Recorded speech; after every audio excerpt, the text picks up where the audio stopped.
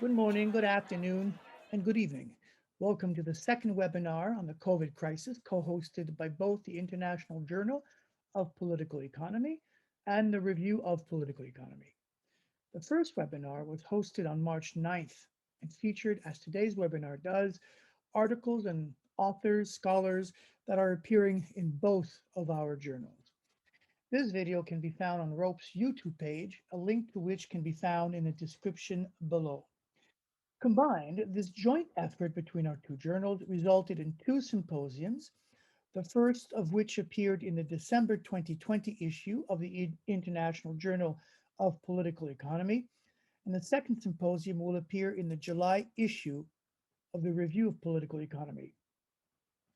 The webinar today is hosted by Joelle Le Claire, but before she takes over her duties, Mario Sequereccia will say a few words about today's Merci, webinar. Louis-Philippe.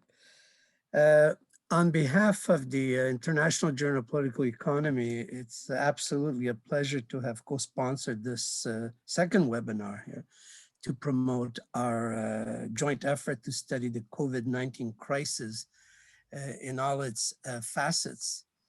It was quite a challenge ever since we actually started this project last April, almost a year ago, to try to get colleagues on board. And although the ROPE special issue is not yet out, I believe that we were actually quite successful in achieving our goal when measured by the positive feedback, for instance, on the IGPE issue that came out, as you were saying there, last December. In fact, I checked online the number who viewed it. For instance, just for example, the excellent article by Pablo, Gabriel, and Fernando to be discussed today. And there were apparently over 800 readers who had viewed that article alone over the last 2 months since the issue was made available online. And I agree that we should try to repeat this experience with other issues of public policy concern. Now, I want to also take the opportunity to mention the loss of one of our most esteemed members of the editorial board, Professor Eugenia Correa, who passed away 10 days ago and who had co-authored an important paper in that December 2020 issue of our journal on the COVID-19 crisis. And truly, she will be forever remembered for her long-standing commitment, especially to the highest standard of research, for her many social commitments, and also on a personal level, for her wonderful smile. The chair of today's webinar, as Louis-Philippe said, is Joelle Le Claire. Bonjour, Joelle. Joelle is associate professor at the Department of Economics and Finance at the State University of New York at Buffalo. Among others, she is an editorial board member of ROPE. She is also a former student of ours from the University of Ottawa, of whom we're very proud of, and where she had completed her master's degree and then did her PhD at the University of Missouri in Kansas City. Joelle, the floor is yours. Merci beaucoup, Mario. C'est vraiment gentil. So it's an honor to be able to host the webinar this year, or this time. Thank you to Mario and to Louis-Philippe and to the International Journal of Political Economy and the Review of Political Economy for inviting me to help host the webinar. It's an easy way for me to participate in that when I have the kids at home and I'm taking care of, my classes and writing and the kids at home. I'm sure other people understand that for the past year now. So without further ado, I'd like to invite the first presenters to, I don't know which one of you will be presenting or if you split up the presentation into two. So Maria Cristina Barberi Goez will be presenting along with Ettore Gallo a paper which they co-authored, I believe. Maria Cristina is a PhD candidate at in economics at Roma Tre University. In her dissertation, she focused on the roles of real estate sector dynamics, distribution, as well as monetary and fiscal policy in demand-led models. She has a bachelor's degree in economics from the University of Campinas in Brazil and a master's from the University of Sorbonne Paris Cité and the Berlin School of Economics and Law. So welcome, Maria Cristina. I'll also introduce at the same time Ettore Gallo, who's a PhD candidate in the economics department at the New School, a member of the macroeconomics working team of the Italian G20 presidency. So very exciting. His research interests are within the broad areas of growth and distribution and stock flow consistent modeling, dealing in particular with traverse analysis and historical time in demand-led growth models, nonlinear dynamics, and numerical methods for simulation in applied macro. So welcome, it's so nice to see you and meet you virtually. Hopefully soon we will meet you in real life. I will give you 15 minutes. So I'm gonna give each of the speakers about 15 minutes. That way we have some time for discussion. And I'll leave the floor to you. And you've probably already decided how you wanna do the presentation. So I'm gonna let you do that.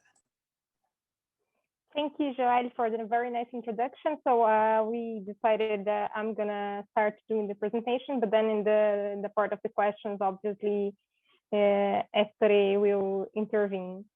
So thank you also Louis Philippe and Mario Secarescia for organizing this very nice workshops and these issues, both on growth and on the international review of political economy. And so let me start sharing the screen. Can I share the screen? Please. Okay.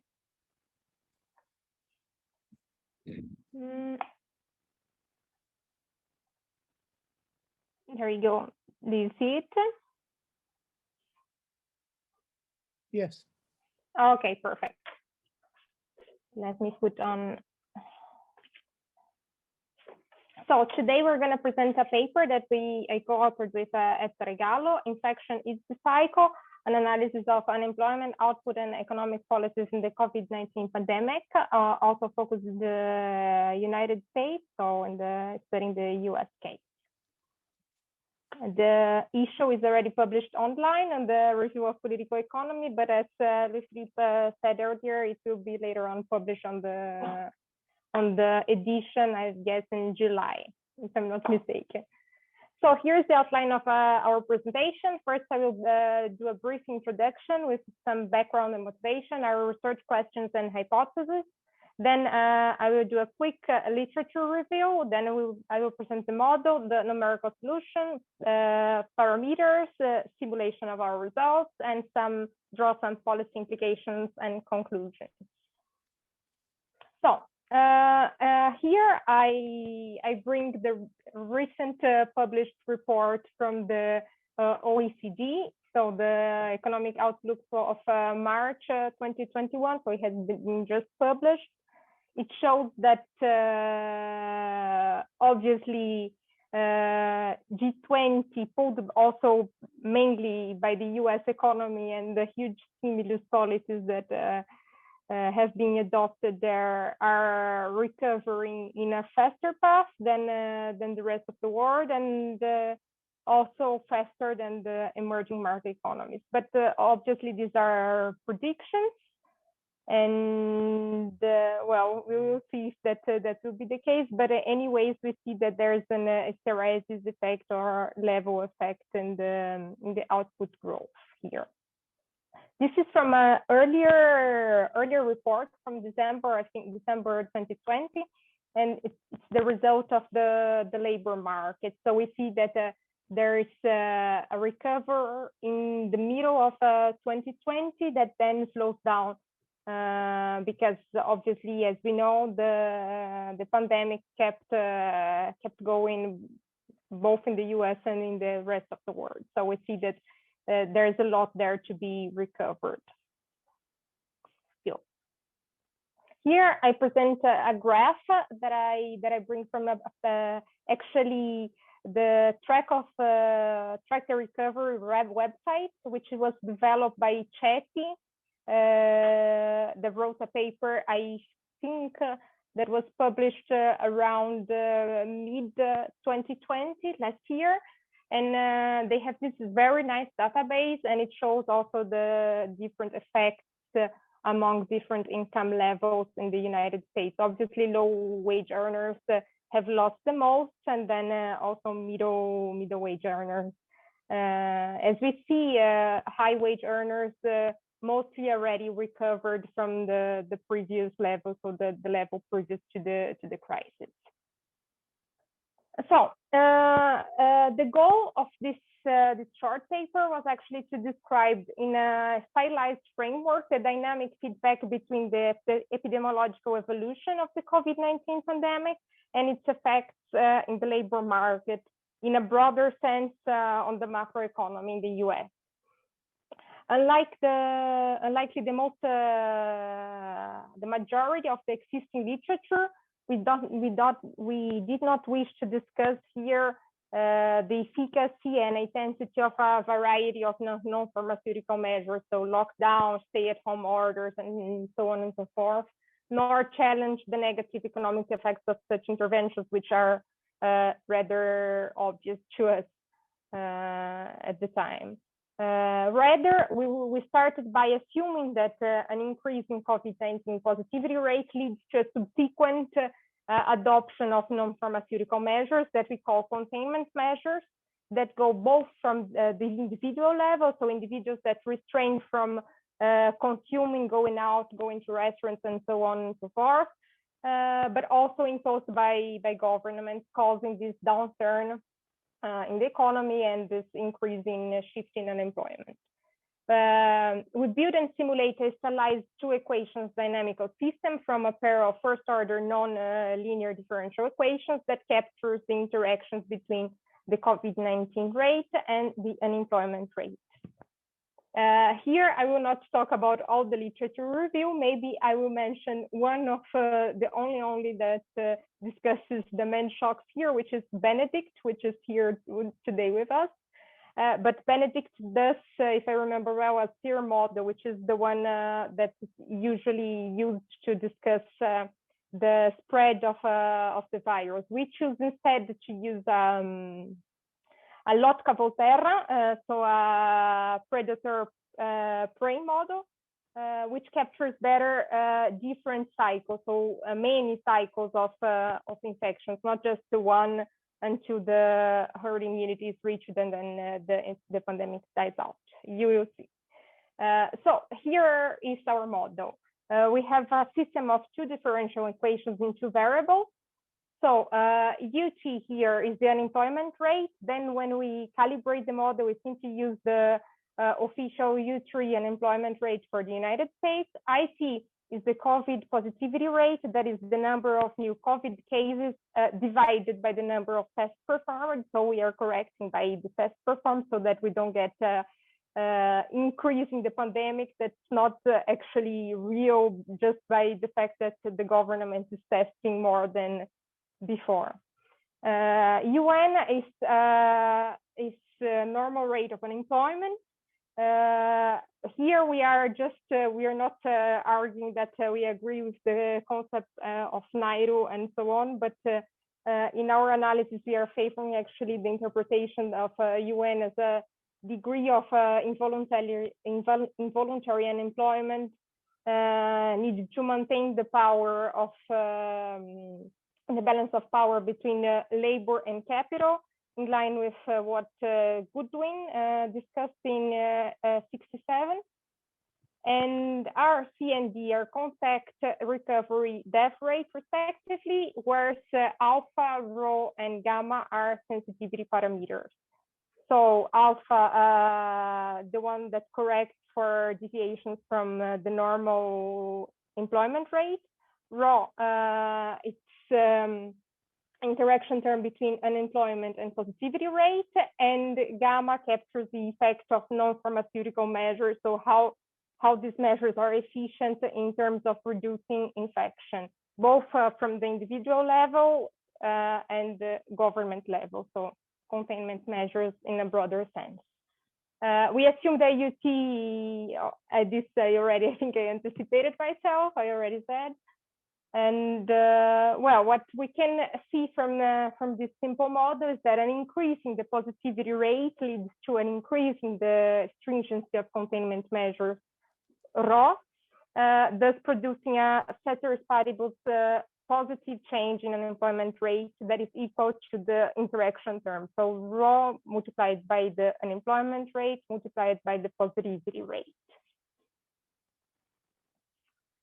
Solving the steady state, we find the following two equilibrium solutions. One is an endemic equilibrium, where COVID positivity case rate is equal to a positive value at any time.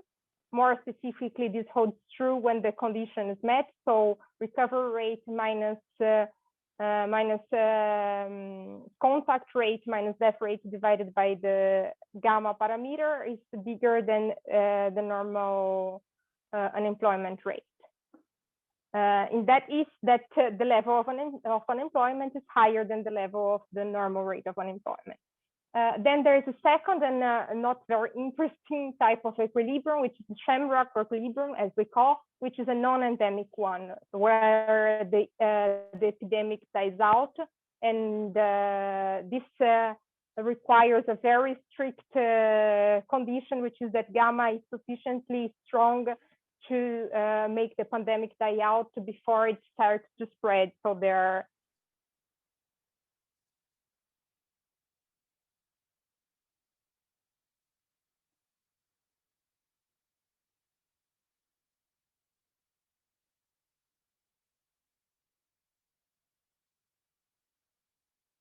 And to do that, we include two standard Brownian motions here in our equations. Accordingly, we obtain this system of stochastic differential equations, where the stochastic component in each equation is defined as the product of each variable, the standard deviation, the variable at time t, and a standard Brownian motion, as we see here in this part. We model output in line with the revised version of Okun's law, in which the causal relation is assumed to run from change in unemployment rate to output growth, as in the equation that you see below, with a trend component. In the absence of the pandemic, the output would grow at this constant rate, so with a positive trend. And with an endemic equilibrium, we get to this cyclical component here, which leads, which makes output depend on the endogenous positivity rate and on the employment rate feedback, plus this stochastic component. Looking at the output levels, we get the equation 10 here, where 0 is the natural logarithm of output at the time 0, so at the present. In conclusion, what we get to is this: the result of this model is that in the absence of widespread immunity through vaccination, the cyclical component of output will be negatively affected by the unemployment shocks caused by the pandemic, and the model produces by construction then a W-shaped recession. Increases in the positivity rate due to strengthening of containment measures and negative change in consumer behaviors increase unemployment rate, which prevents economic activity from coming back to the long run path. The persistence in unemployment, so U star being bigger than UN, may determine this way a L-shaped path in the medium run. In other terms, there will be hysteresis in levels. This would hold at least as long as the negative effect of the pandemic on the unemployment rate is not fully absorbed or reverted by another shock of opposite sign, for example, by stimulus policies that sustain demand in the medium run. Here are our initial conditions. We simply get the unemployment rate in the moment that when the pandemic started in the United States, and also the positivity rate, so the first numbers of weekly average in the US in the middle of March, the week between the 16th of March and the 22nd of March, when the first containment measures were implemented. Here is our parameter values. I will not explain all of them, otherwise I think I would take some more than 20 minutes. Well, as you can see, most of them, with the exception of alpha, which is a sensitivity parameter, and maybe rho as well, are just determined by the data found about the pandemic in the US, and you can have a better notion of that taking a look at our appendix. So, but also if you have doubts about that, you can ask us. Here is the result of our simulation again. I think I already discussed that before. So when the infection goes up, unemployment goes up, and to the point that the infections start to go down again. So unemployment starts to go down because containment measures starts to be weaker and weaker. Then infections accelerate again, and so on and so forth. Here we get the simulation of the stochastic model, so the positivity rate observed versus the simulated results. This is just the data of in weekly frequency of the simulated equation, our simulated equation, and same here for unemployment. This is what we get from the stochastic model then. It's always the dashed line, and let me come back. The dashed line is the official data, and the not dashed line, the solid line, is our model. Also, one important observation here, the dotted line represent the signing into law of the CARES Act and the beginning of the payments in the United States, whereas in the infection graph, we get these two dashed lines for the beginning of adoption of stay-at-home orders here, first in California, and then when the first restrictions left started to be removed in New Jersey. Obviously here, the states in the United States kept increasing the containment measures and decreasing and pausing and so on and so forth. So, but here these measures were stricter, to put it that way. Here we see the simulation of the output in levels. So we get, without the pandemic, we would observe this trend, which is the trend of the growth rate of the level growth rate of the GDP in between 2009 and 2019. And here we get the comparison between the observed, simulated, and trend results of our stochastic model. Again, the dotted lines here are the signing into law of CARES Act and first payments.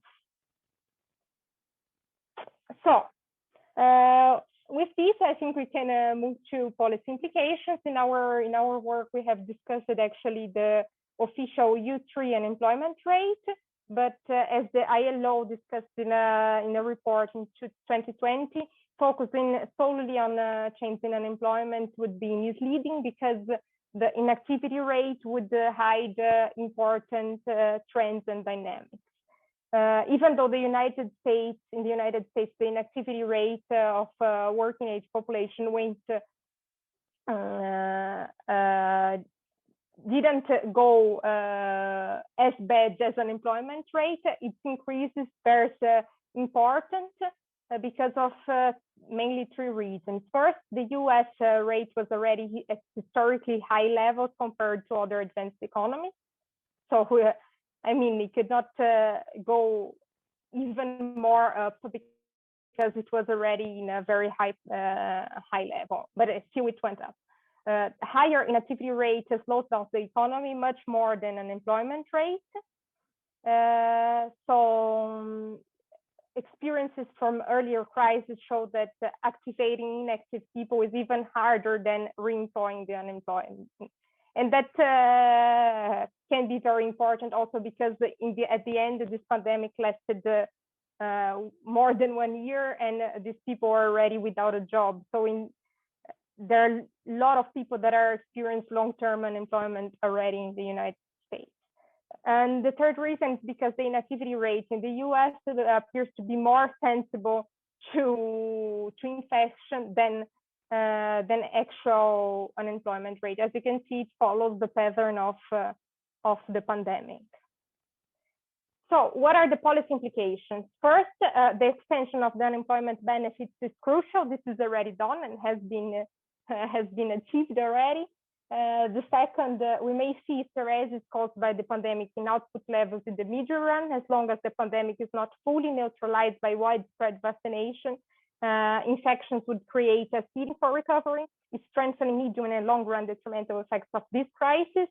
To that, I add the long-term unemployed that I recall on the third point, because these people had long been out of the labor market and they will probably not return so soon, even when the pandemic is over. And there's also another very important point that we do not touch on this paper, but other authors do, and it's very important to stress this point. One is that the fluctuations in the labor market may activate income multiplier effects that generate even greater impacts faced by low-income earners. That's the case of Fasari 2020, which may then generate spillovers in productivity, and that's something that is discussed by Michoat and Tavani in a recent publication. Okay. So let me go through our conclusions. With this paper, whenever the conditions for an endemic equilibrium are met, so the first equilibrium values, pandemic-driven unemployment will arise as a consequence of strengthened containment measures and restrained consumption, as Chetty and others have argued. Therefore, the persistence of unemployment may determine, in this case, an L-shaped recovery in the levels of output in the medium run. And for this reason, we argue that the stimulus policy played a key role in preventing fluctuations in the labor market caused by the recurrent pandemic waves, reducing at the same time the negative effect of job losses on GDP. And this will also be even more the case in with the adoption of further stimulus policies. In the light of the ongoing labor market situation, high levels of inactivity increase in long-term unemployment and employment inequality. We have stressed that there is not only the need of extending unemployment benefits that have already been done, but also the urgency of major policy intervention targeting aggregate demand and in particular lower income earners. And here are our references and our mails. So thank you for your attention. I look forward for your comments and suggestions and questions. Thank you very much. That was a great presentation. I really appreciated that. So what we'll do at the end, so we have time so the presenters can give their presentation. So next presentation is going to be given by Pablo Bortz. He's co-authored a paper with Gabriel Michelina and Fernando Toledo. Bortz is a co-director of the MA in Development Economics at the National University of San Martin and professor of at the National University of the West and tenured researcher at the National Council of Sciences and Technology in Argentina. He's previously worked at UNCTAD in the Ministry of Finance and in the Ministry of Foreign Affairs and the Central Bank of Argentina. He obtained his PhD at Delft University of Technology, published in journals such as Development and Change, Review of Keynesian Economics, International Journal of Economic Policies, the European Journal of Economics and Economic Policies. He's the author of Inequality, Growth, and Hot Money, published by Edward Elgar. And his co-authors are respectively for Gabriel, a PhD candidate in economics at the Universidad de Buenos Aires, where he teaches quantitative methods, and Fernando Toledo, who's a MA in economics from the University of La Plata and working on various book projects, it looks like, and published in the International Journal of Political Economy, El Trimestre Económico, and the Journal of Development Economics. So thank you, Pablo, and your co-authors for this contribution. And I'm going to give you about 15 minutes because Maria went a little bit over, and because I'm the chair, I can do that. Okay? You can. Let me share my screen and the presentation. let me see if I can put it there, if it goes well. There. Let me go back. That was a speed up. So thanks for to Luis Philippe and Mario for the invitation to write the paper together with Gabriela and Fernando. The structure of the presentation, we will review particularly focus on the early impacts of the pandemic. Then we'll review what were the policy reactions. We'll present the model that we developed. It has different policy regimes, and we finalize by reviewing the policy responses and how they fit within the model that we developed. This presentation is based on the paper that we published in the International Journal of Political Economy in the last issue. And we focus on the open economy dimensions, particularly with some domestic dimensions in between, but we focus particularly on what we call four stylized facts: capital flight, falling commodity prices, falling remittances, and the fall in aggregate demand. The capital outflow that was triggered because of the COVID pandemic was unprecedented. In 90 days, it amounted to $100 billion.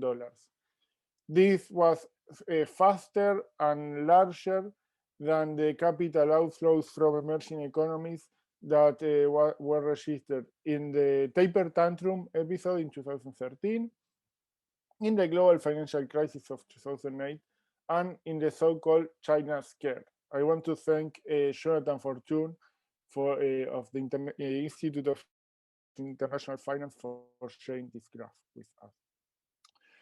This led to an impact in bond spreads, in sovereign yields, even in bonds denominated in domestic currency. One aggravating factor in that regard was the large presence of foreign creditors in domestic debt markets.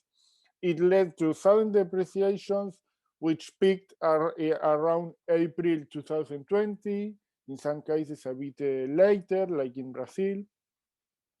And the international financial conditions only eased after the Federal Reserve, intervened starting in middle March through swaps and liquidity swap lines and liquidity lines. For instance, in Latin America, Brazil and Mexico got swap lines agreements. In the current account, countries felt a fall in exports, a fall in tourism, which is very relevant for many emerging economies, a fall in remittances, which is very significant, a fall of around 20%, according to World Bank data, and it affected mostly Sub-Saharan Africa, Central Asia, and South Asia, but also, for instance, Central America. It also had an impact at the beginning, particularly on commodity prices. As you can see, there was a significant fall in energy prices. The episode with oil is fairly well known, but also it impacted agriculture and minerals. However, since the lowest point of commodity prices, there has been a recovery, not so much for energy prices, but certainly for agriculture and mining and metals. Our model, based on this, we try to model some of the impacts and the policy space that that emerging markets economies had, that developing economies had. In this model, there are 5 sectors: households, firms, government, central bank, and rest of the world. We did not include a banking system, which to to some extent limits the possibilities of restrict the analysis of the model, but we still think it is relevant to analyze these stylized facts that we mentioned. And we did look at, we did include two types of households. Formal workers who have a wage income of which they save a proportion invested in government bonds denominated in domestic currency. Interest income they get from these government bonds, and they pay taxes. That's why they are formal workers. But there are also informal workers. They get wage income, which is a fraction of formal wages. They receive remittances, and they may eventually receive government transfers. One thing that, one assumption that we had is that formal labor was less elastic to output than informal labor. Now, it is what we would usually expect is the exact opposite.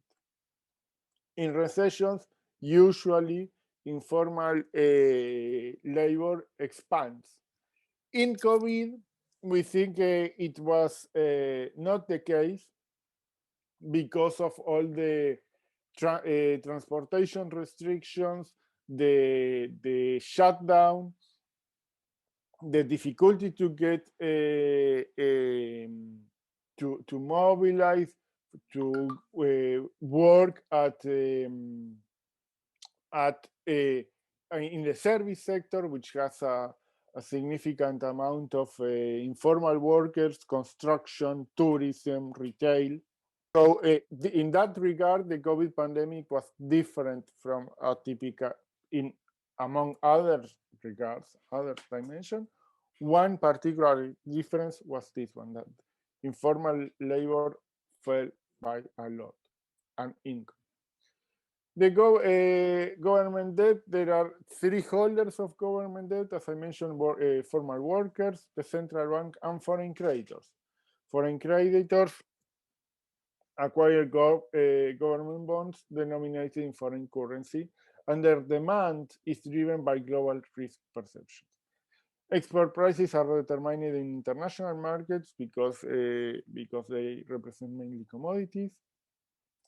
And we have two exchange rate regimes, two polar opposite exchange rate regimes. One is floating exchange rate regimes and fixed or managed exchange rate regimes, which captures mainly what the typical fear of floating effect in emerging economies. There is also another significant policy regime that interacts with this, which is the possibilities for deficit financing, the acquisition of government debt by central banks. Many emerging economies and some developed as well have inflation targeting regimes, which makes a point of forbidding the monetary financing. And IMF programs as well also make a case of cutting down the financing of the government deficit by the central banks. We analyze a scenario in which there are tightened global risk perceptions as observed in the early period of the COVID pandemic, a fall in remittances, a fall in export prices and quantities. One thing that I'm not sure, can you see my screen or you are just watching me? We can see, but it's not shifting the slides. I mean, there's just the first one, policy regime. Ooh. It's stuck. Yeah. Okay, well.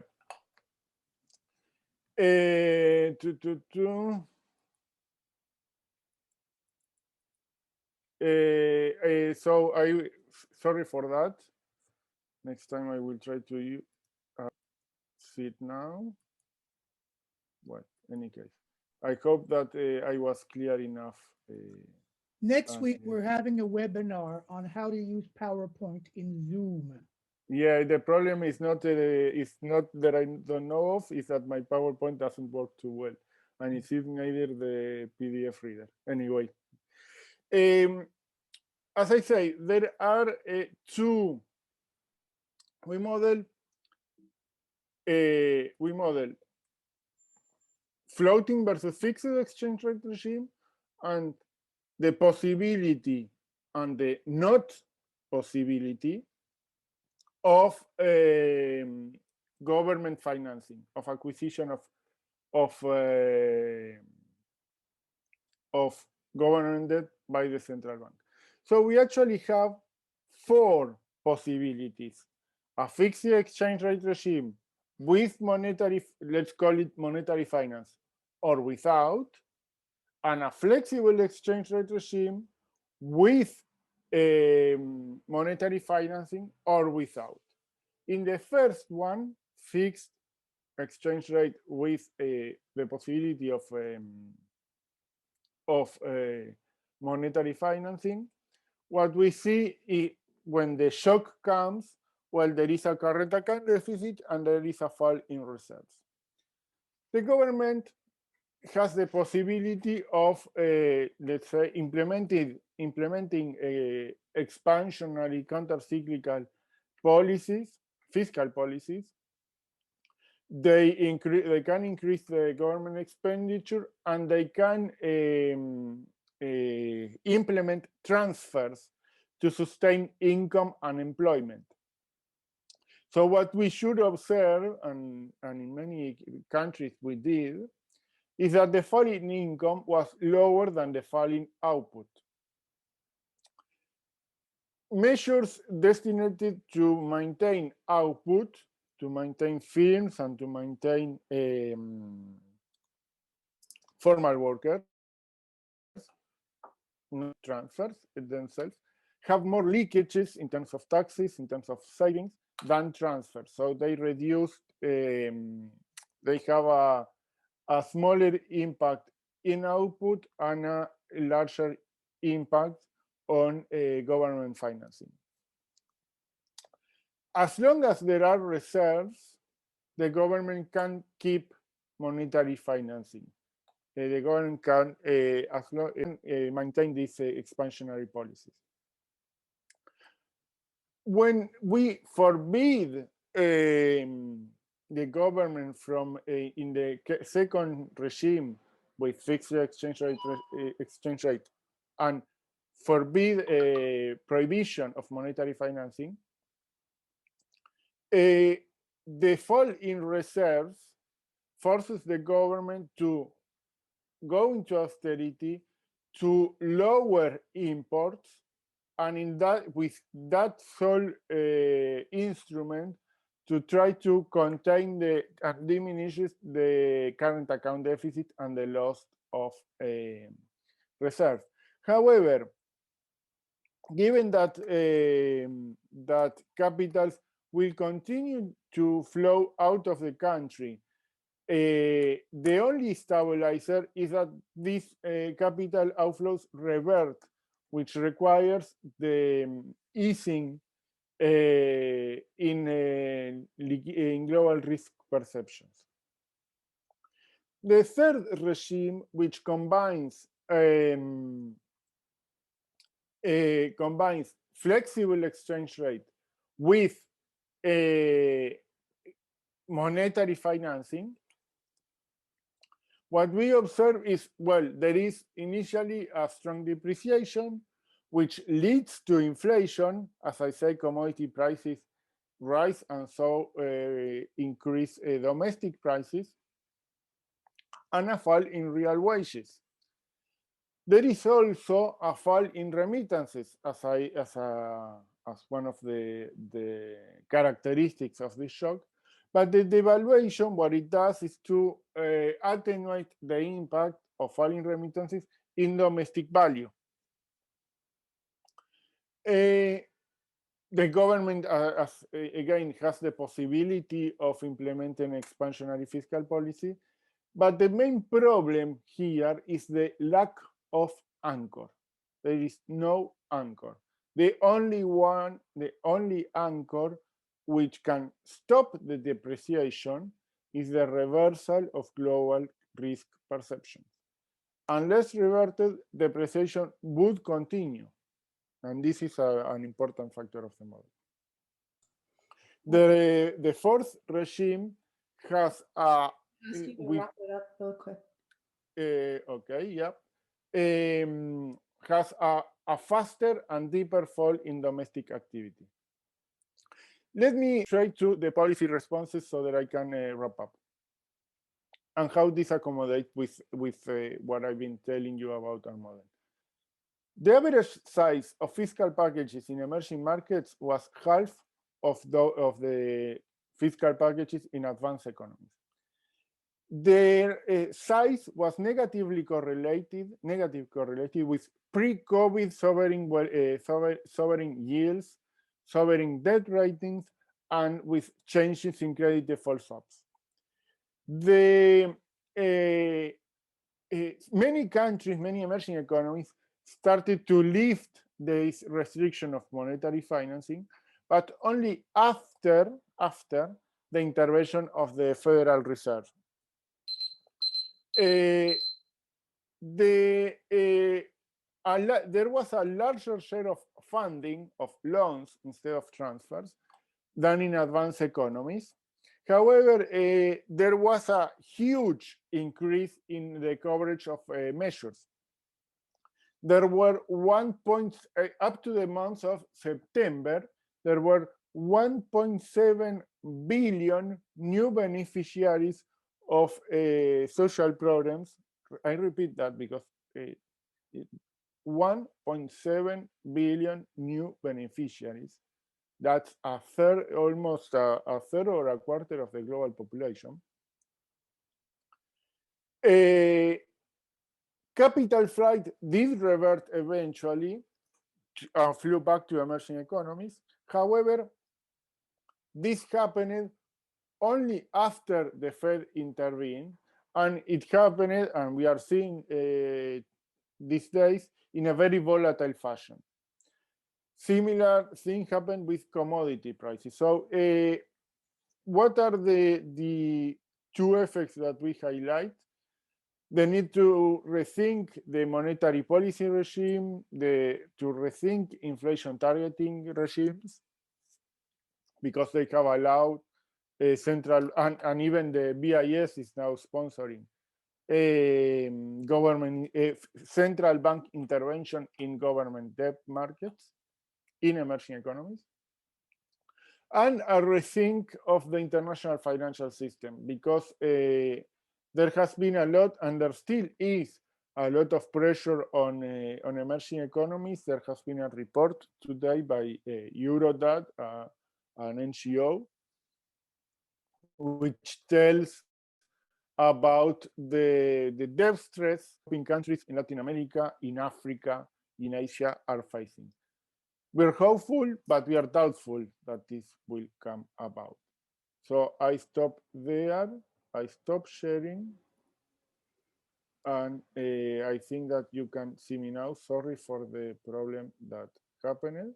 No, that's perfect. Thank you very much. That was excellent presentation. Thank you for stopping on time and everything.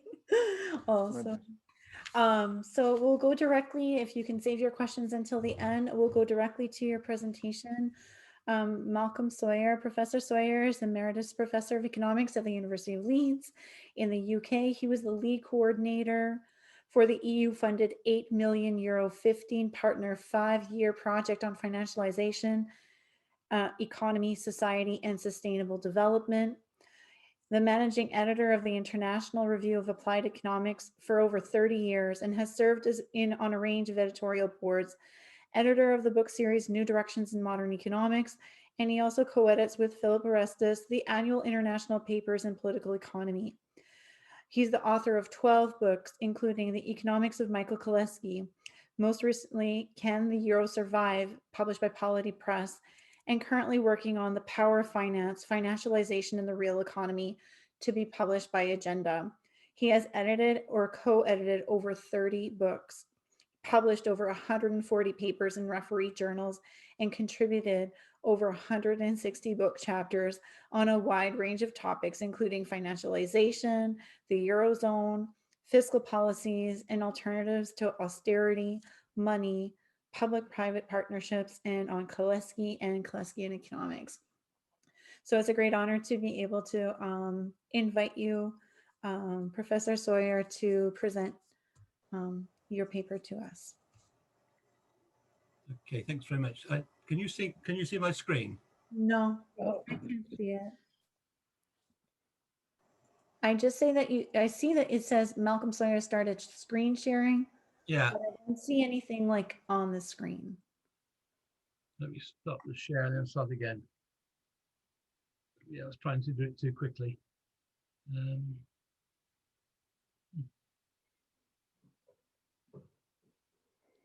No, I've lost the PowerPoint, sorry.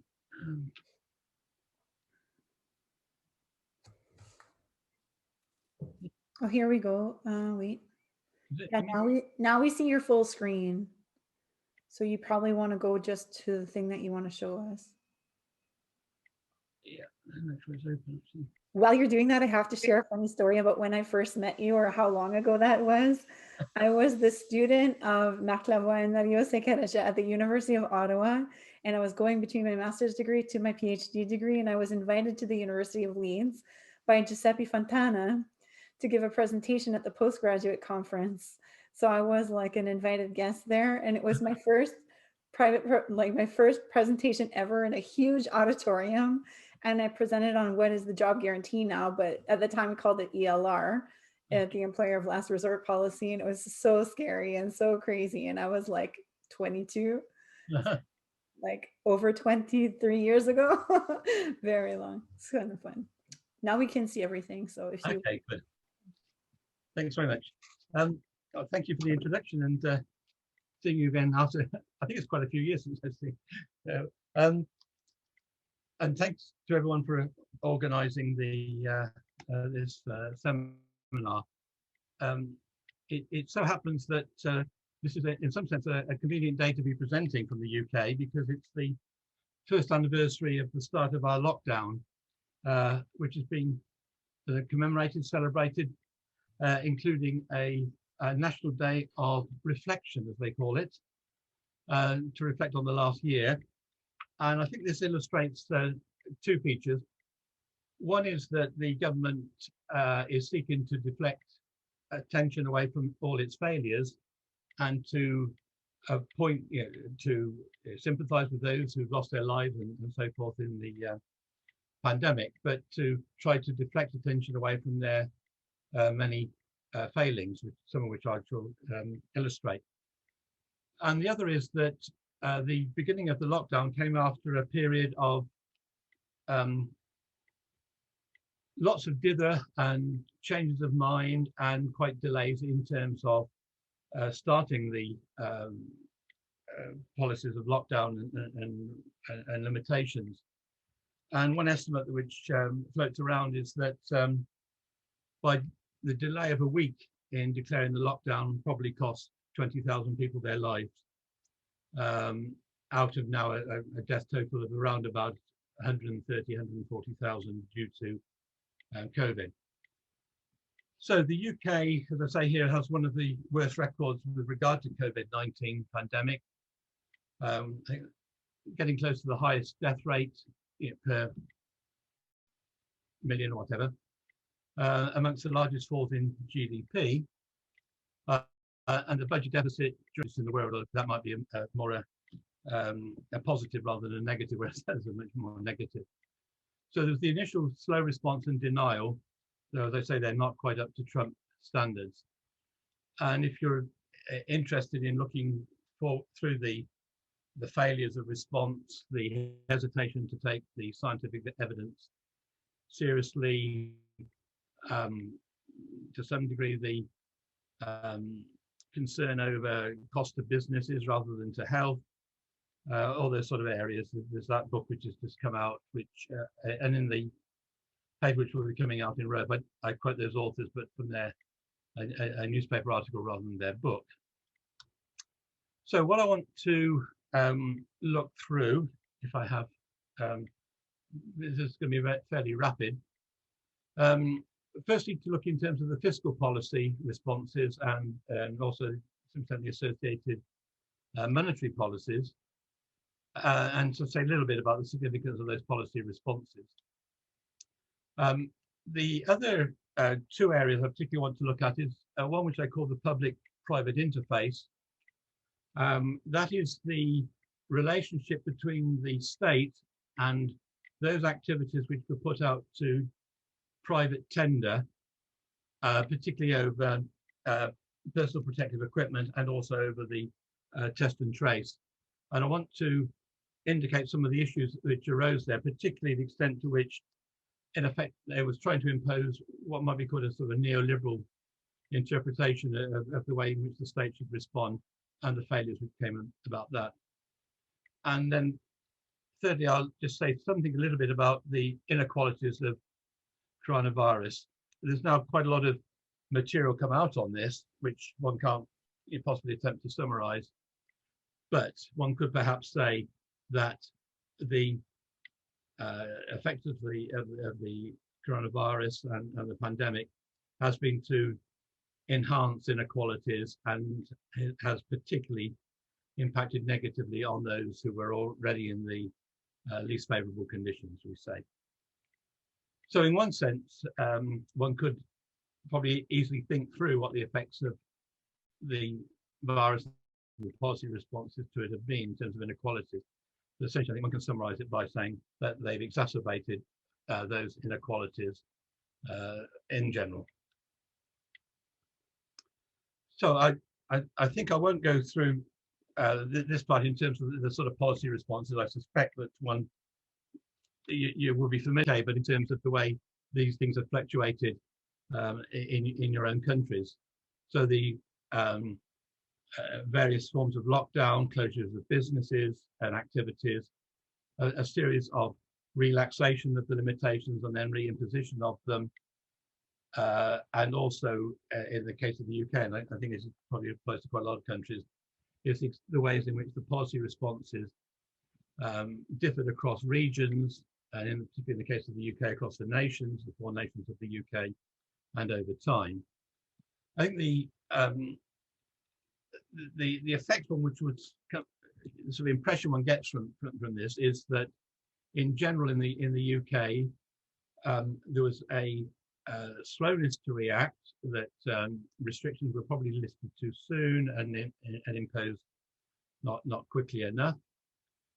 That there was always these tensions between those who were arguing for the need for various forms of lockdown and those particularly within government or influential within government, Conservative members of Parliament, for example, who were very much pressing the line of A, on libertarian grounds arguing against lockdown, and B, arguing against the effects upon business and the need to reopen business as quickly as possible. Okay, in terms of the fiscal policy responses, one could go through them in detail, which would, I think, bore people silly, but just to say the sort of effects which there were. I should first of all say that with the lockdown started on I think it's the 23rd of March, there's been a little before that, the annual budget, which was presented by the Chancellor of the Exchequer, as the scale of the pandemic was becoming evident, but before major lockdowns were put into place. And then there was a subsequent bringing in of various fiscal measures shortly after the lockdown started. I think in terms of those of us who look at it in terms of fiscal policy, one of the things which stand out in terms of these budgetary policies was this sense of spending whatever it takes, particularly in respect of health expenditure and employment support. And then associated with that was at least a temporary clear abandonment of fiscal rules. the UK government has set out various fiscal rules, fiscal targets, which they usually break, but had set out those rules, and there was a clear abandonment of them. I think the big issue which is going to arise, which is I think what we maybe should be discussing, is what happens after the pandemic, and in terms of what rules will be appropriate to be put into place after that. Because one gets a sense in which there are at least many within the UK Treasury and elsewhere that are pushing pretty hard for focus on the scale of the public debt and the need, as it were, to reduce that debt. There was also one other feature, I think, of the fiscal responses, was the way in which monetary policy through interest rate reduction and policy of quantitative easing was related to that fiscal policy, so that I think there was, one could argue that there was a abandonment to some degree of any kind of independence of the central bank, that the central bank was clearly there to provide whatever finance and funding was required, and to practice a policy of quantitative easing, which had a substantial was substantial relative to the scale of the budget deficit. And so the overall the budgetary response was one of the largest in the world, and with a forecast deficit of around about 16% of GDP. What I think isn't remarked upon, but in a sense should be, but it will come as no surprise to any post-Keynesian, is that the budget deficit was, as it turned out, very easy to fund, simply because, and not surprisingly, the level of personal savings shot up. In one quarter, the estimate was, I think it was something like 25 to 30% of disposable income was saved, and for obvious reasons that one couldn't go shopping or get one's hair cut or whatever, and so there was very little substitution for that, so savings went up. And this was, I think, a case of where, whether by design or otherwise, it was very easy to fund the budget deficit because of the high level of savings that was going on. So the type of fiscal policy responses, which I think one could say we're not, although they may have had the effect of maintaining the level of demand in the economy, we're not, in a sense, that wasn't their primary focus. So there was the additional expenditure, particularly on the health service, some uplift to elements of income support. The scheme was novel for the UK, which at its height covered up to 10 million workers, and a series of various business loans to enable companies to stay in business, which would otherwise not have done so.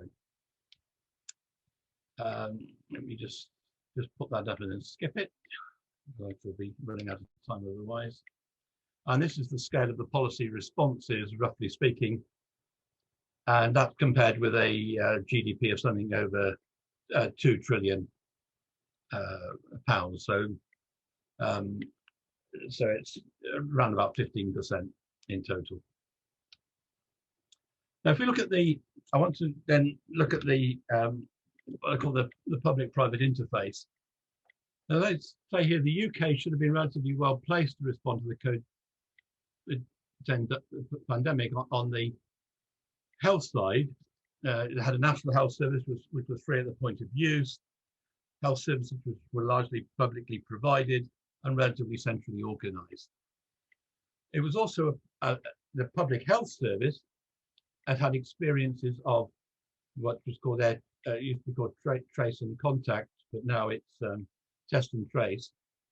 And so it had a publicly provided, as it were, collective social service, which had this experience of test and trace.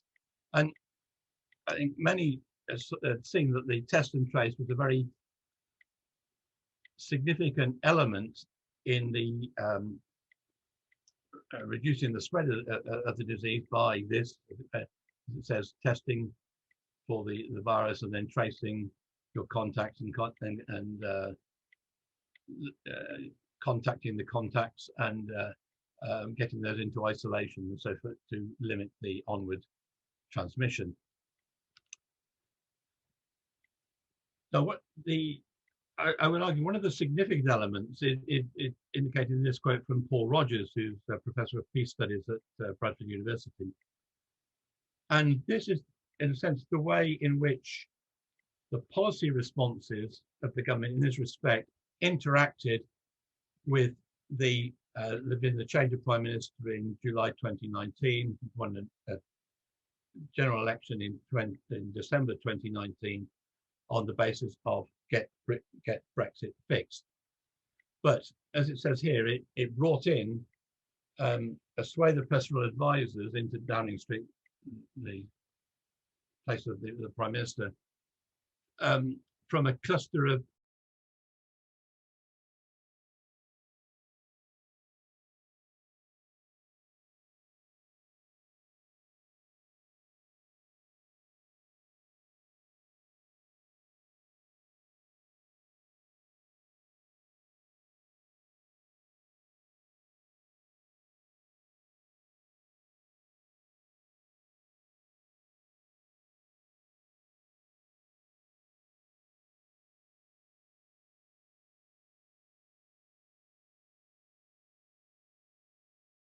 who were in favour of Brexit, or strong components of it.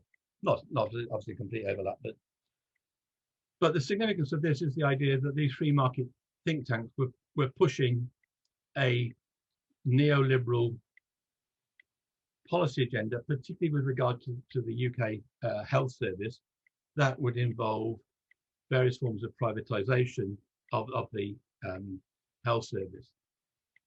Now, the particular aspect that comes up here is that then could that neoliberal agenda be particularly pushed in the case of the test and trace? As I indicated, that test and trace had been a public health issue.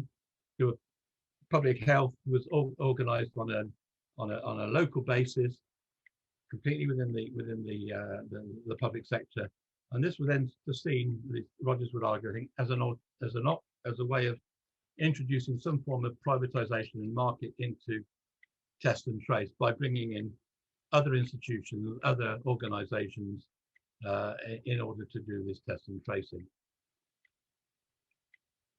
So that Rogers argues that the combining of test and trace, largely contracted out to private companies with Public Health England, which had been starved of funds over the previous decade of austerity, is developing this neoliberal agenda.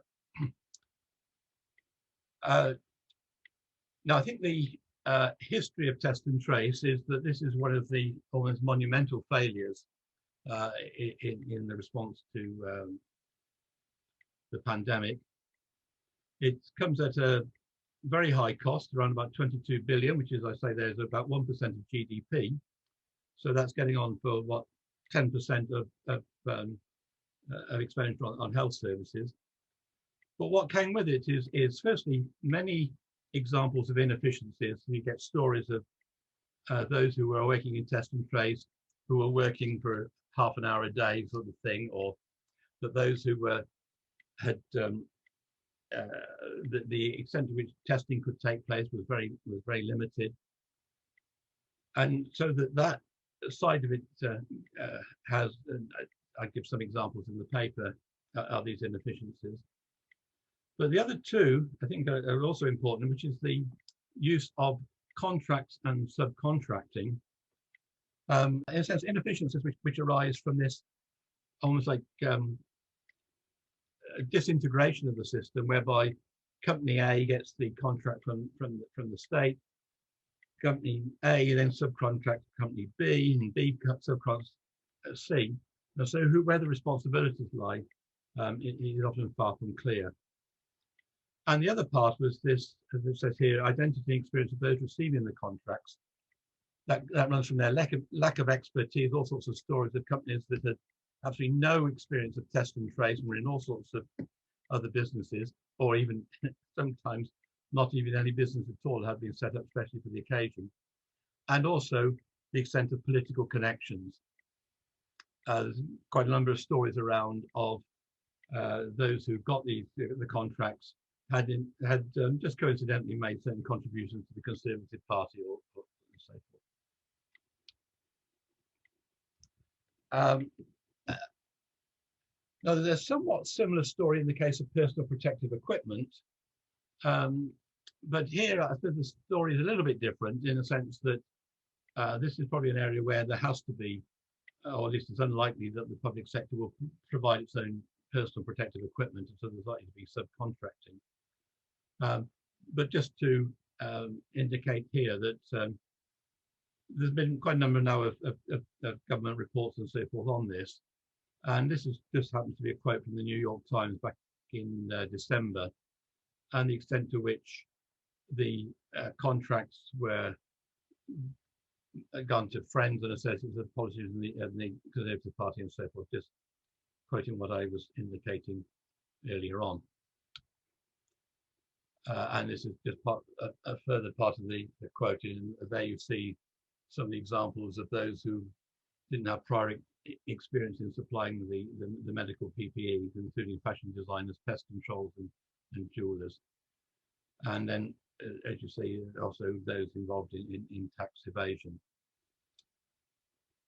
And I think the particular thing which stands out to me there is the lack of preparedness, because although so one could always argue that you can't see the pandemic coming, I think many would argue that at some period of time there was going to be a pandemic, and indeed there'd been a big government report on risk assessment a couple of years earlier, which had indicated that I think alongside terrorism and maybe nuclear war, this was there was no kind of preparation for that. But also, and I suppose one can understand the speed with which these contracts had to be awarded and so forth, and the great shortage of supply globally. Nevertheless, the sort of political connections, the failure to monitor the contracts properly and so forth do stand through. I could just mention that the one area which the UK does seem to have been relatively successful is in the vaccination program. And I think one should point to is that the AstraZeneca vaccine, I'll first run into a certain amount of controversy in the last week or so, was developed at Oxford University using government funding, and that the vaccination program itself has been organized through the existing structures of the National Health Service.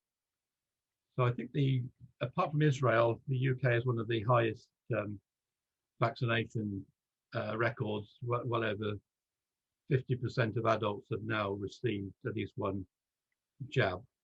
And I think it's interesting to contrast the way in which the vaccination program has been done in terms of it was funded, or the development of the vaccine was funded by government and the organisation through the NHS, contrast with the test and trace and with the PPEs.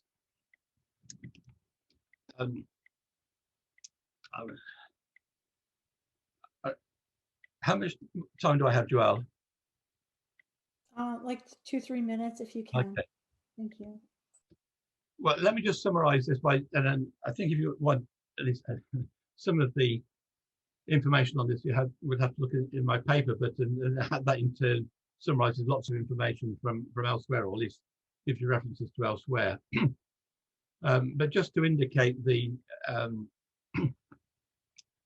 way in which the coronavirus has impacted on inequality, or inequality has impacted on the coronavirus. And there are just three we could quickly illustrate from. One is the mortality rates, second is income and savings, and third is education. So there are significant disparities in illness and death rates, perhaps not surprisingly. But and I think the difference between by age is very noticeable. I still haven't got over the way I've been put in the extremely vulnerable group, but I still resent, but still.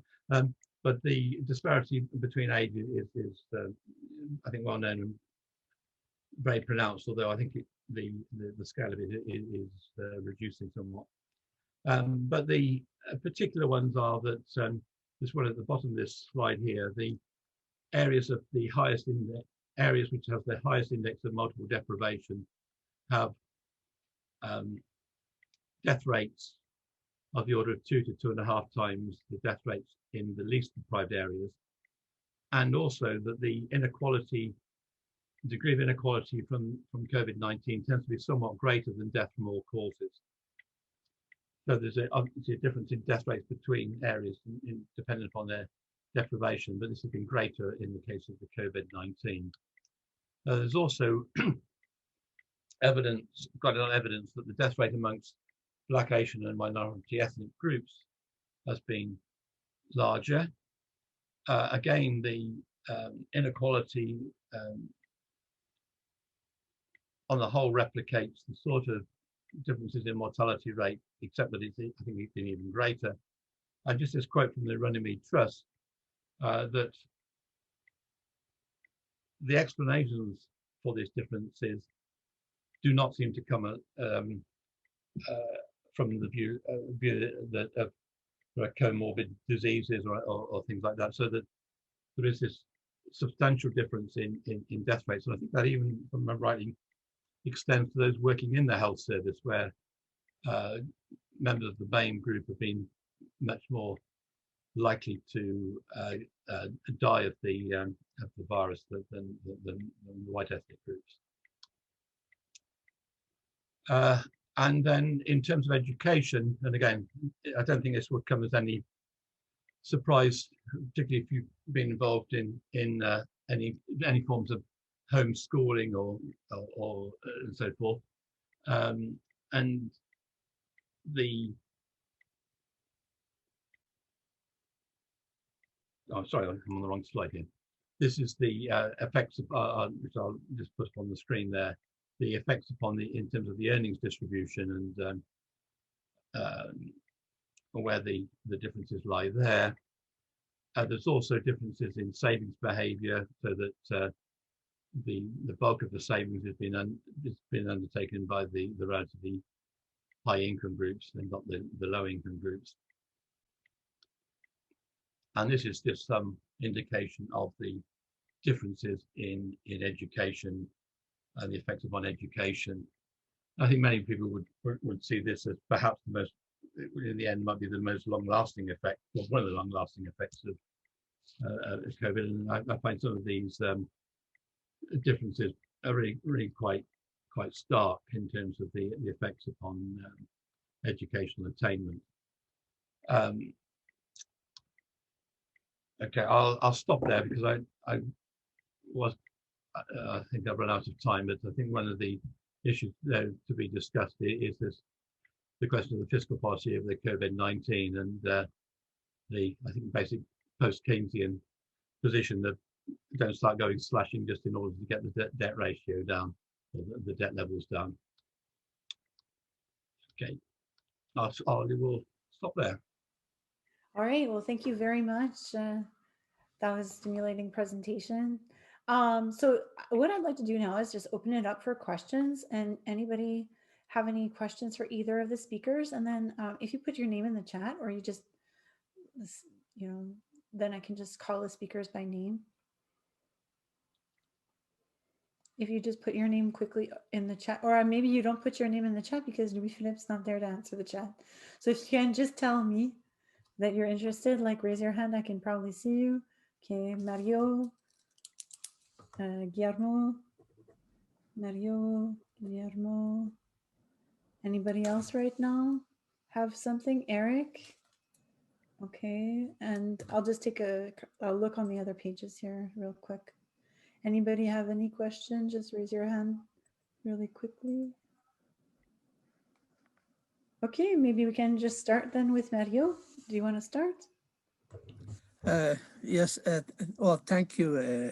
Thanks to all of them, actually, for having done a great presentation. I just had a little question for Malcolm, though, that I'm particularly interested, because I I did a presentation last week in another conference, in this case in Mexico, that was organized, and I was particularly interested in what happened to the savings rate. Now, yes, of course, in most countries, and especially, well, in Canada, United States, and the UK, we've seen huge rises in the savings rate and all that. I was just wondering if you've had an opportunity to get information on what was the incidence of that by income groups. You did say that, I mean, this, I would have inferred almost just by what do you want to call anecdotal or whatever kind of, evidence. But I was just wondering if you had some more solid data on the breakdown by income groups. In other words, whether the savings rate just went to the top and it just fueled kind of financial acquisition stuff rather than anything else, or house buying, you name it, the whole bit there, or even Bitcoins, for God's sakes, rather than on the bottom, which would have alleviated the debt load of these households. There is relatively hard evidence. I don't have it in front of me. I think in the paper I quote various sources, and if I remember rightly, there's some evidence from the Bank of England and also from the Institute of Fiscal Studies that tend to look at these things. And if I recall roughly correctly, the bottom quintile went further into debt, or perhaps not very much tended to go into debt. I'm sure within that some went in right into debt. And then in the upper quintiles, just applying personal experiences, shoot up. And there's one of the studies from the Institute of Fiscal Studies, which, not surprisingly, kind of track, as it were, where consumption went down and correspondingly savings went up. Not surprisingly, areas where the services were closed, couldn't get your haircut or whatever, and it was difficult to substitute online for that. So again, that doesn't tell you anything very new, but it does match up against that, and I'll look up and I can send you the references. Good. You satisfied, Mario? Is that satisfying? Oh yeah. No, I was wondering because in Canada it still hasn't come out, the data. That's why I was wondering. Yeah, I haven't seen anything in the US either, but I have to look. Guillermo. Hi, can you hear me? Yeah. Hi everyone. Thank you for your presentation. I just have two quick questions. One is for Maria Cristina about her paper. Well, according to her conclusions, she said that one of the main conclusions was that there is a need for stronger policies in terms of employment, fiscal policies, and so on. But could you say a word or about which specific kind of policies can you use, or if the model gives room for a specific policy or something like that? And I have another question, just quick question to Pablo, because he said that regarding the COVID-19 pandemic, one of the specificities of this crisis is that the informal sector is more elastic than the formal sector in terms of the response to economic activity. And this is striking in terms of development, economics, and so on, because we usually tend to give to the informal sector the quality of being the subsistence sector, and it's a kind of it functions as a buffer stock to the unemployment. But if in this case actually it was more elastic, what happened there?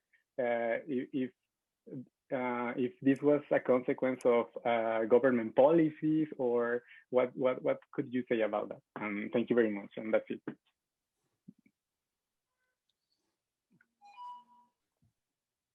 Shall I reply, or Maria Cristina? Well, I can get Guillermo's question, actually. Yeah. Okay, so well, the model does not actually incorporate government intervention. I mean, explicitly. The main purpose is to show the trade-off, the interaction between the positivity rate between infection and the effect on the labor market. For sure, that will be an extension. I mean, what we argue that the U.S. Economy didn't follow the trajectory that our model postulates because of fiscal stimulus. I think that if you include explicitly fiscal stimulus in the model, that's something that will be able, you will be able to prove. Now, now beyond the model, for sure, there are different set of policies that would have different effects. I mean, we don't deny that. That's not formally captured by the model, but I think in our policy implication section, we do have a more broader discussion on what to do and what not to do. And well, I think that policies particularly aiming at fostering demand on the lower tranches of the income distribution will have stronger income multiplier effects. Well, among us should be widely acknowledged, right? But I think that's becoming a bit more common sense also in the broader policy discussion. And in particular, the other set of policies that is something that we actually discuss in the model is those in the context of the U.S. economy are those policies that reduce long-term unemployment. And well, I don't know if I may give an assist here to Joelle. In this sense, job guarantee policies will go in this direction. The political feasibility of this is still to be discussed, and probably I'm a bit skeptical about this, but I mean that's what we would suggest, let's say. In regards to the question about informal workers, yeah, I agree that what we say is unusual for developing economies. I know that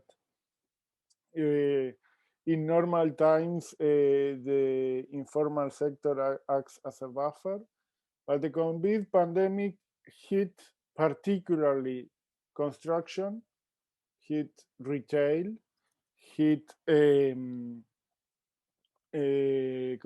tourism. It implied strong restrictions on mobility. Most of the formal workers can do homework, while the usual task of informal workers are not fit for homework. So the impact this time was, in our view, the exact opposite than in usual recessions or falls in aggregate demand. I believe that the impact on incomes for informal workers has been particularly strong, particularly negative, and it required, because there was no other way around, a strong implementation of transfer programs, which otherwise we would have seen the incomes of informal workers through the floor, honestly.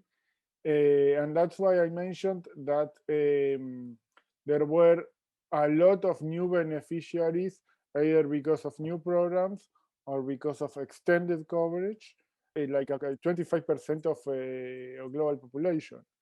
And that's of new beneficiaries, as I said. So that's an unusual thing about this pandemic in terms of formal and informal employment. Great, awesome. All right, Eric Kemp Benedict. Thank you. I have a question for Maria Cristina and Ettore. So as I understand it, the key behavioral assumption in your model is that when workers observe that they have symptoms, they they find themselves to be infected, they withdraw from economic activity, or perhaps because they've been tested. But one of the features of COVID is asymptomatic spread, so that there's actually a potentially a very large amount of that. The bulk of infections are unobservable, and so that so although I really appreciate in your model that you endogenize through that simple behavioral mechanism, you've got an endogenous response both on the pandemic, both on the epidemic, and also on the economy. I mean, that's really neat. But I worry about the feedback on the pandemic, because I think it would be much weaker than you anticipate because of asymptomatic spread. So, well, thank you for the question. I actually, on the last point, I totally agree with you. I think that the model is, arguably a simplified, stylized framework, and probably, the feedback between infections and the unemployment rate happens with lags, most likely, or at least 2 weeks lags. But this would have complicated the analysis, and it wouldn't allow us to be so streamlined as we tried to be.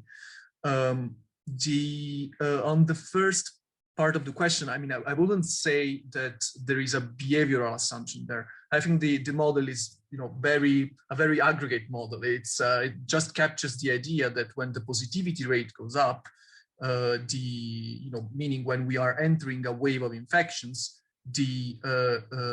either some kind of measures will be implemented, either behaviorally through consumer assumption, not going to restaurants, maybe also because restaurants are closed, and if restaurants are closed by government orders, because there are some government imposed containment measures.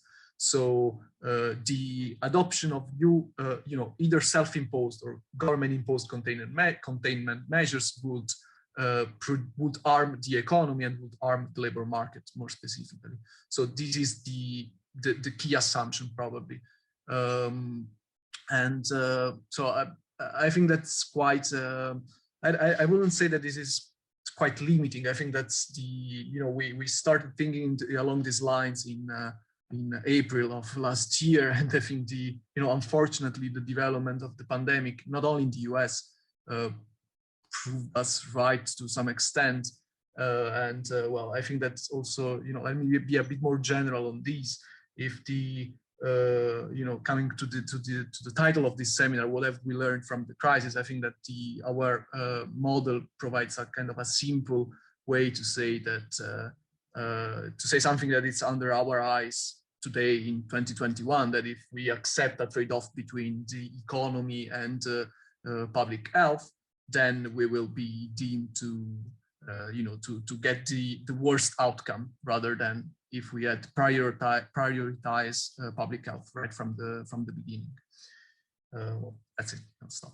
Good. Okay, so we'll take 2 more questions really quickly before we wrap up. So one question from Don Wilford. Yeah, hi. So I'm not an economist, so bear with me. I have a couple of questions, but let me just ask one, cut to the chase.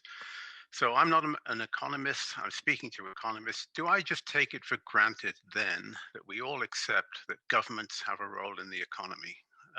In other words, the issue is, here we have a pandemic. Can a free market private sector system ever respond to something like a pandemic? And if we absolutely have to have government intervention, does it mean in general that governments have a place in the economy? So I'll stick to that one question. Awesome. Do you, Maria, do you want to handle that? Maria Cristina, want to take that one? Yeah, well, I can, but I think the reply is unanimous here, because as we started the webinar discussing should we be called the post-Keynesians, or I mean, I guess all of us agree that the government has indeed an important role to play, not only during the pandemic. That's obviously its role has been exacerbated by the current situation that we're living, because obviously in a situation of crisis, also because of uncertainty, nobody from the private sector wants to step in. I think that's unanimous, not only among post-Keynesian, post-Kaleckians, but also among some new Keynesians or even orthodox economists, even in Brazil, where we have some real orthodox economists at the moment that are taking the space of the heterodoxy. That's a discussion that they accept. So I would say yes, yes to government during the pandemic, and also yes to government without the pandemic. Great. Malcolm, did you want to add to that? Well, I think particularly sort of in the context of the health service, if you think of the sort of the issues raising from who is insured, and so for that to be publicly provided rather than rely on private. There's I think the role which I tried to indicate in terms of things like public health, which I would see as a social good, to be provided basically by the public sector. And then there's the issues of income support, supporting businesses, the role of fiscal policies, so the whole gamut of policies for where the state is basically required. Do you feel satisfied with that, Dawn? Do you feel satisfied with that? Sorry, yes, I do, thank you. Okay. Okay, then I'll take the question from Ilan. Yeah, thank you, Joelle. Not a question, but a small reminder.